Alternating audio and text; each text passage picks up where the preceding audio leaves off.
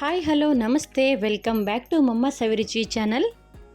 ಬಹಳ ದಿನಗಳ ನಂತರ ವಿಡಿಯೋವನ್ನು ಮಾಡ್ತಾ ಇದ್ದೀನಿ. ಈ ಹಿಂದೆ ಕೂಡ ನೀವು ನನ್ನ ಚಾನಲ್ಗೆ ತುಂಬಾ ಸಪೋರ್ಟ್ ಮಾಡ್ತಾಯಿದ್ರಿ.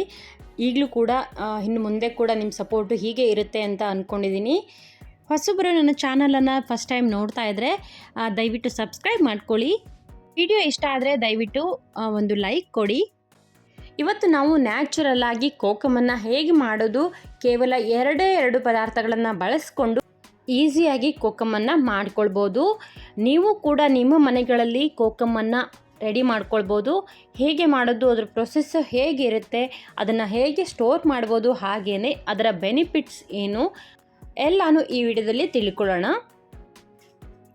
ಈ ಮುರುಗಲ ಹಣ್ಣಿಂದ ಬರೀ ಕೋಕಮ್ ಅಷ್ಟೇ ಅಲ್ಲದೇ ಈ ಸಿಪ್ಪೆನ ಒಣಗಿಸಿ ಒಂದು ಬಾಕ್ಸಿಗೆ ಹಾಕಿ ನಾವು ಸ್ಟೋರ್ ಮಾಡಿ ಇಟ್ಕೊಳ್ತೀವಿ ಅಂತಂದರೆ ಅಡುಗೆಯಲ್ಲಿ ಹುಣಸೆ ಹಣ್ಣಿನ ಪರ್ಯಾಯವಾಗಿ ಕೂಡ ಬಳಸ್ಕೊಳ್ಬೋದು.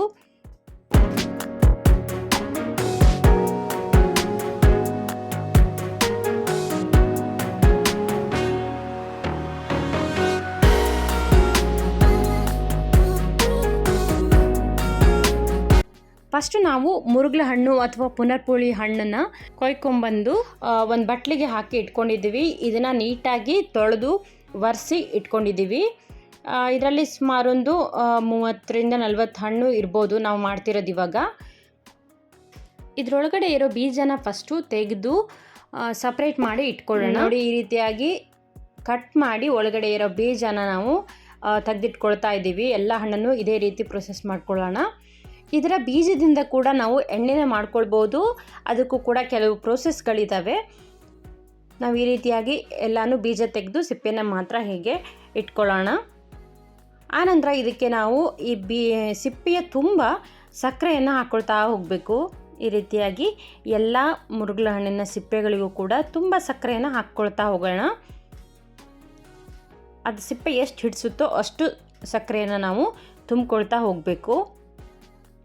ಈ ರೀತಿಯಾಗಿ ಎಲ್ಲ ಸಿಪ್ಪೆಗಳಿಗೂ ಸಕ್ಕರೆನ ನಿಧಾನಕ್ಕೆ ಹಾಕ್ಕೊಳ್ಳೋಣ. ಚೆನ್ನಾಗಿ ಬಿಸಿಲು ಇರೋ ಟೈಮಲ್ಲಿ ಈ ಕೋಕಮನ್ನು ಮಾಡ್ಕೊಳ್ಬೇಕು. ಯಾಕಂತಂದರೆ ಚೆನ್ನಾಗಿ ಬಿಸಿಲಿದ್ರೆ ಕೋಕಮ್ ಆರಾಮಾಗಿ ರೆಡಿ ಆಗುತ್ತೆ, ಈಸಿಯಾಗಿ ರೆಡಿ ಆಗುತ್ತೆ. ಮಳೆ ಬರೋ ಟೈಮಲ್ಲಿ ಅಥವಾ ಬಿಸಿಲು ಚೆನ್ನಾಗಿಲ್ಲ ಅಂತಂದರೆ ಈ ಸಕ್ಕರೆ ಕರಗೋದಿಲ್ಲ, ಕೋಕಮ್ ಅಷ್ಟು ಒಳ್ಳೆ ರೀತಿಯಲ್ಲಿ ರೆಡಿ ಆಗೋದಿಲ್ಲ. ಹಾಗಾಗಿ ಒಳ್ಳೆ ಬಿಸಿಲು ಇರೋ ಟೈಮಲ್ಲಿ ಒಂದು 10 ಹಣ್ಣು ಸಿಕ್ಕಿದ್ರೂ ಸಾಕು, ಒಂದು 200 ml ಅಷ್ಟು ನಮಗೆ ಕೋಕಮ್ ರೆಡಿ ಆಗುತ್ತೆ. ಇದಕ್ಕೆ ನಾವು ಏನನ್ನು ಮಿಕ್ಸ್ ಮಾಡುವಂತಹ ಅಗತ್ಯ ಇಲ್ಲ.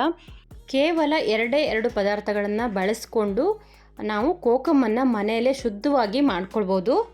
ನಾವೀಗ ಮಾಡುವಂತಹ ಕೋಕಮನ್ನು 1 ವರ್ಷಗಳ ಕಾಲ ಸ್ಟೋರ್ ಮಾಡಿ ಇಡ್ಬೋದು. ಇದು ಕೆಡೋದಿಲ್ಲ.